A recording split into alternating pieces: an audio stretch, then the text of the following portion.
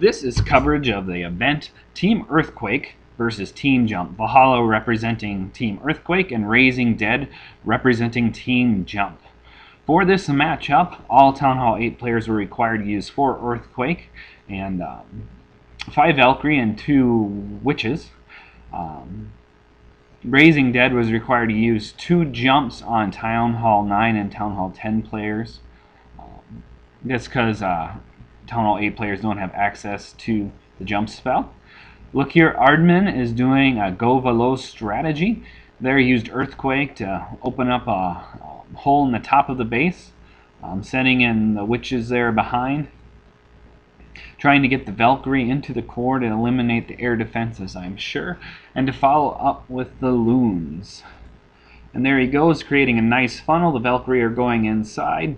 Didn't quite get that interior wall, but the units are quickly making their way inside. There comes a dragon, dropping a heal spell there to try to compensate for the damage from the dragon. It was a fairly straight-on shot at the town hall, so it looks like the wizards will take care of the dragon before it can do much harm. And as those air defenses go down, you'll see the loons deployed by Ardman from RaisingDead. Looks like he's focusing first on the archer towers. Very smart move. Now sending in other loons to take care of the other defenses. Very effective attack by Ardman here. Classic textbook go low strategy. Should easily net the 3-star with plenty of time to spare. Which is still there spawning skeletons. So there you go, the first attack video from RaisingDead in the Valhalla versus RaisingDead event, Team Earthquake versus Team Jump.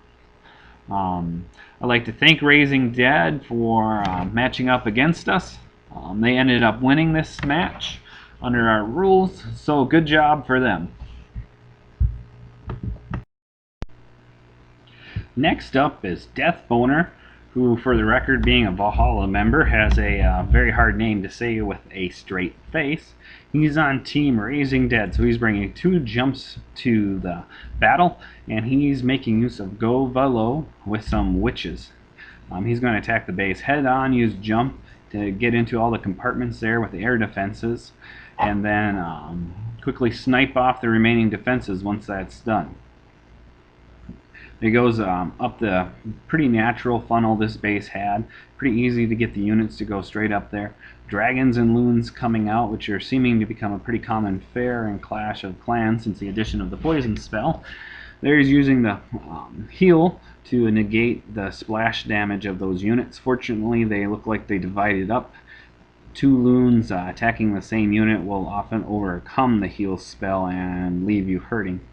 There he's using the jump spell to keep his units moving, waiting for the rest of his loon deployment for the other air defenses to go down. There he goes, focusing on the archer towers. Very wise move yet again. Moving pretty steadily through the base. It's not holding out very well.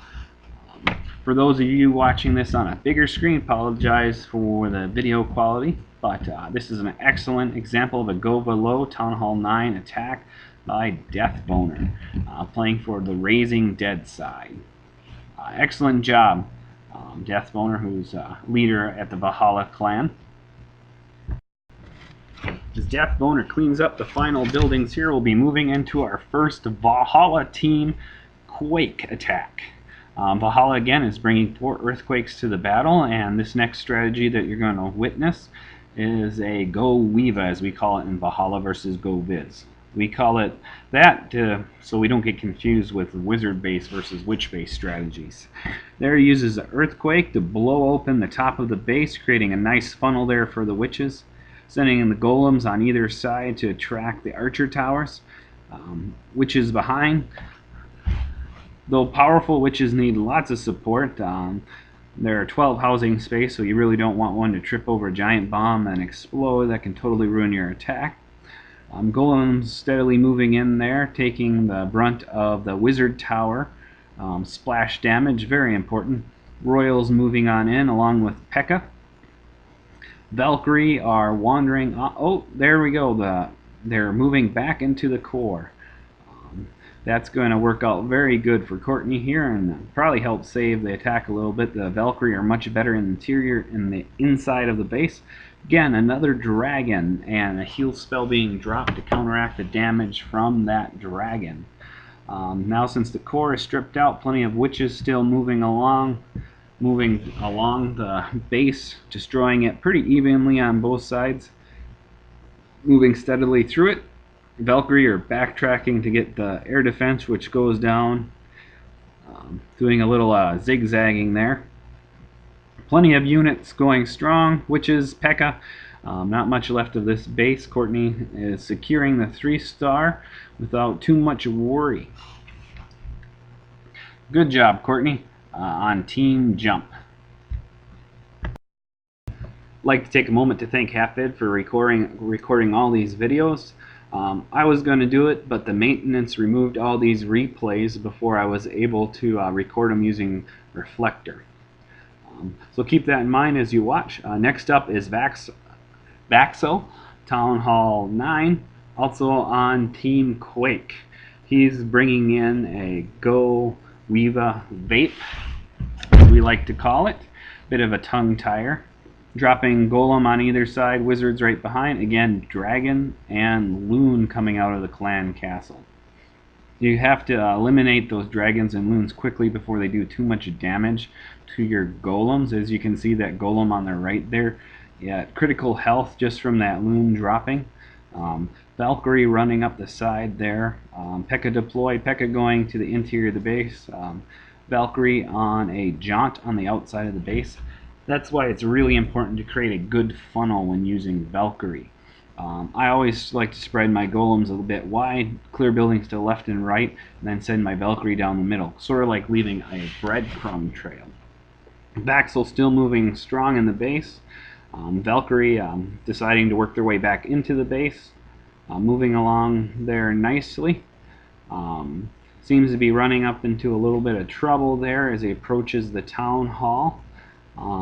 Unlike our other attacks, this is looking a lot more iffy. We'll see if Vaxel is able to secure a 3-star for Team Quake Valhalla. Archer Queen moving into the town hall compartment there. Plenty of defenses there for her to snipe, which are currently preoccupied. There goes off a giant bomb, eliminating the Queen's support. Fortunately, the defensive towers are focusing on the Barbarian King and the P.E.K.K.A., giving the Archer Queen some time to destroy defenses. There's a P.E.K.K.A. destroying the remaining defenses, and there Vaxel has pulled off a 3-star. Very close attack. Well done, Vaxel. Next, Valhalla member Alpha will get a beating from J-Rob from RaisingDead using a Go Weeva strategy. J-Rob's bringing Golems, Valkyrie, Witches, Wizards, 2 jumps, Rage, and Heal into battle. Apparently right now he's sizing up Alpha's base. Alpha has a very spread out Town Hall 9 base here, and there come in the Golems on the bottom corner. Wizards in to clear the trash buildings. Witches in behind. Royals coming up. J-Rob's using his heroes to beat their way through the walls. Looks like he didn't bring any wall breakers, just letting his jump and his units do all the work. There he placed the jump, and his units are kind of spreading out there. Loons are coming out of the clan castles. Loons can present a problem for Valkyrie due to their massive splash damage. It looks like they're locking in on the golem, which fortunately for J-Rob are moving around. Golem's at critical health, but still kicking. There he explodes and about to explode and split in two. There. Witches and Wizards are fanning out, which is very good on a spread out base like this. He should make a good percentage, obviously. Units are going strong, lots of skeletons and a golem left. Should only be a matter of time in beating the clock. One thing I've noticed with Go Weeva, which is strongest at Town Hall 9, is that sometimes the time can be a critical factor, just because even though the skeletons are effective, they can take a while to get the 100%. And there you go. So we have Valhalla firing back with Jurgen Ends and a Go Weeva attack strategy. He's going to open up by blowing the base wide with Earthquake, of course, being on Team Earthquake. And he's going to lead with Golems. And there you go, 1-2. We call that shattered. There's wizards behind, clearing the trash buildings to make sure the Valkyrie go inside the base instead of taking a tour around. Royals and witches in. BK moving in to try to intercept the attacking forces, and he goes down. And here comes a lava hound out of the clan castle, occupying the archer queen and wizards. He's not going to last very long. There, he explodes into the lava pups. Once those lava pups are down, this attacking force is going to pick up speed, and you're going to start seeing the real damage of this Go Weeva attack. The witches are moving off to the side, keeping that point damage occupied as the wizards do their work. Archer Queen moving back into the interior of the base, popping into that larger core area. There comes Hogs to clear out some of those side defenses. The Hogs are clearing out some of those smaller compartments off to the side. A very good strategy when using Valkyrie-based attacks. Frees up the Valkyrie to focus on the larger compartments, as they are not very good at working their way through the walls. As you can see there, they take a while. They have a slow attack speed. Lots of the forces still kicking. Golem still active there, making his way towards the cannon. Witches and wizards cleaning up the clutter buildings along with the Valkyrie. Golem still going strong. He should be able to keep that cannon occupied for a while as the other units painfully take out all the trash buildings. And there you go, a 3-star for Valhalla. The next attack is by yours truly against Super Finch. I'm going to blow open a hole through those zaps, and I'm going to attack with a Go Weeva. I'm sporting 6 witches or maybe more. Going to open with the golems to occupy those point defenses and use my wizards to take out those individual compartments. Don't really want to waste wall breakers destroying any extra walls. Putting a few wizards off to the side to clear those trash buildings. Royals going on in. Going to blow open the base. Wall breakers on either side. And there are my line of witches. Valkyrie coming in as the main forces occupy. First Royal there, I freeze him up in where he is with the Inferno Tower. Here comes Loons, which I will admit when I was attacking this base made me worry a little bit. If those were to hover over my main attacking force, they could easily wipe out all the Valkyrie in an attack. But as you see there, they kind of veered off to the side, and my Valkyrie are quickly gutting out the core, which is spawning skeletons. That last Inferno is still standing, doing really solid damage. Golems on the bottom with witches still going strong, and a wizard that I deployed off on the side there. Archer Queen is on the top, kind of going on her own now. She took out that Archer Tower, buying her some time.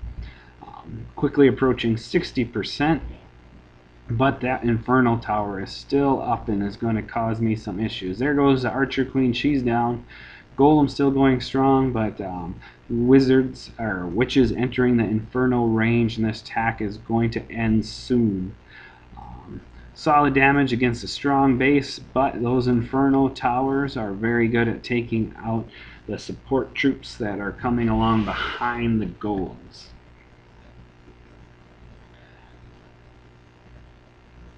Despite the success of this individual attack, I'm not a super big fan of witches. They seem a bit insufficient for the huge amounts of DE that you put into them.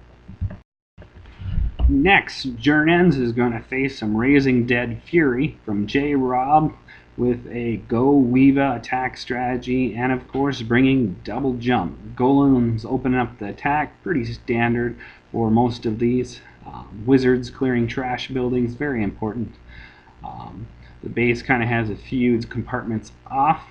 there. I believe, yes, there he drops the jump spell to open up the base, allow the skeletons and wizards and witches to move inside. There comes the Valkyrie moving to the interior of the base.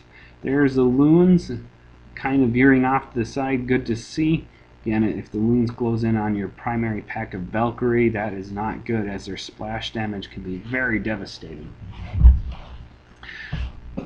Attack slowing down a little bit and now picking up speed as buildings go down. Valkyrie charging into the core, clearing the town hall and dark elixir storage.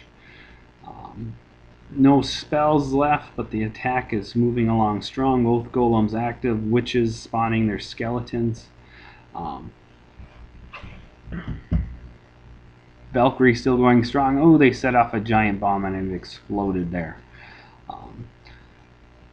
The stack's still going strong. Golems still holding their ground. That's what's really keeping this attack moving. Those golems are taking the brunt of the damage as the wizards and witches move out along to destroy the individual buildings.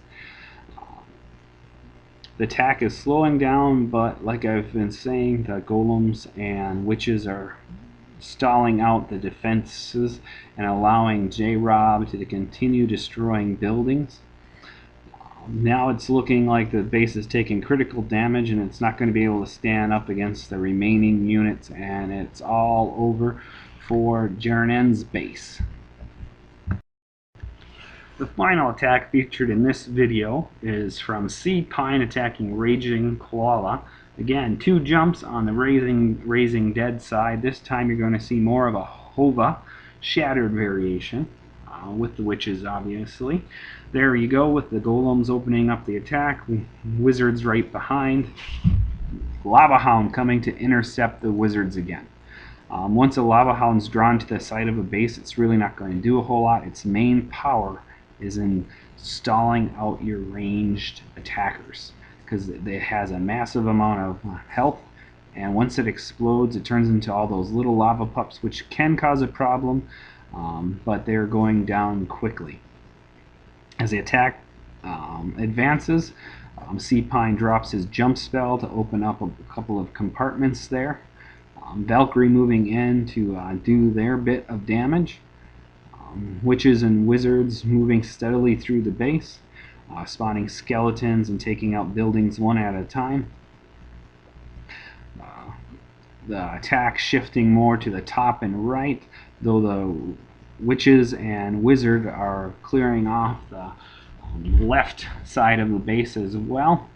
The attacks, there come the hogs to clear out the compartments that were not opened up by the jump spell. And there's a few more hogs being used surgically on defenses that are preoccupied. A good strategy, as it allows the hogs to do damage without as much support. Wallbreaker moving in there to distract the wizard tower. Hogs are really doing some serious damage to this base as the remaining forces work their way through the trash buildings. And it's clear those hogs are putting the final touches on the base and allowing the remaining royals and wizards to easily dispatch the last few remaining defenses. And with that, that's the final attack featured in this video. I will be making another one with a few of the RaisingDead attacks that I did not include in this video. Unfortunately, there wasn't enough room. I thought a half-hour video was a bit long. Check out our allies. Here's a list of all the people that are included in the Valhalla network. And special thanks to Hafid, who recorded all of these clips. Without him, we wouldn't have had anything from this event. So thank you very much.